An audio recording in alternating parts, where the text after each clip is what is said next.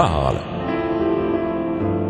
Chaque jour, Charles et Carole vous présentent la leçon de l'école du sabbat.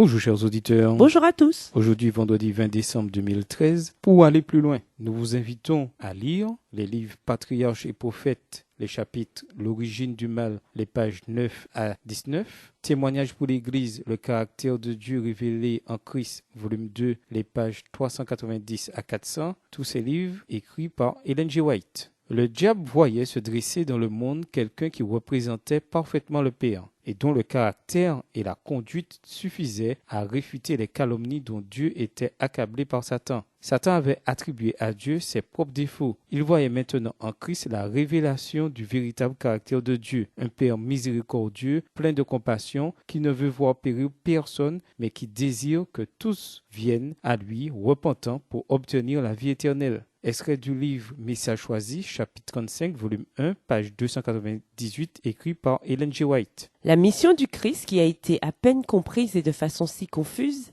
et qui l'a fait descendre du trône de Dieu jusqu'au mystère de l'autel de la croix du Calvaire, se révélera de plus en plus clairement aux esprits. On comprendra que c'est dans le sacrifice du Christ que se trouve la source et le principe même de toute mission faite avec amour. Texte tiré du livre Message choisi, In Heavenly Places, à la page 319, écrit par Ellen G. White. À méditer. Réfléchissez à l'idée que d'ici à ce que se termine le grand conflit cosmique, toutes les créatures intelligentes de l'univers, y compris Satan et les hommes perdus, auront admis que Dieu est juste et intègre dans sa façon de traiter le péché et la rébellion. Même si pour nous cela représente un concept très difficile à comprendre, qu'indique-t-il sur le caractère divin ? Qu'enseigne-t-il sur l'existence d'une liberté morale et sur l'importance d'une liberté aussi sacrée et fondamentale pour l'univers créé par Dieu ? De nombreux chrétiens nient l'existence de Satan, considéré comme une vieille superstition à laquelle s'accrochent des personnes naïves cherchant à expliquer le mal et la souffrance du monde. Songez à quel point cette vision est erronée. Il est difficile d'imaginer qu'une forme de christianisme puisse nier l'existence même d'une telle puissance si souvent mentionnée dans la Bible, notamment dans le Nouveau Testament comme un être réel. Quelle information cela nous donne-t-il sur la façon dont certaines églises se laissent influencer par les pressions du monde moderne et profane ?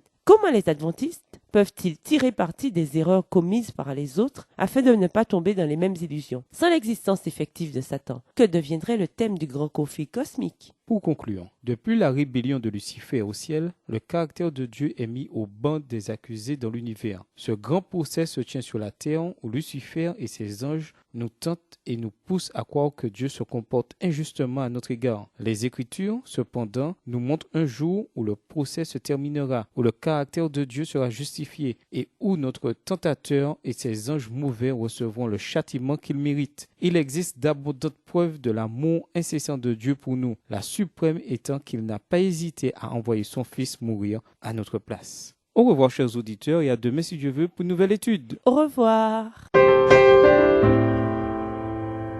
Dieu nous parle. C'était Dieu nous parle, présenté par Charles et Carole.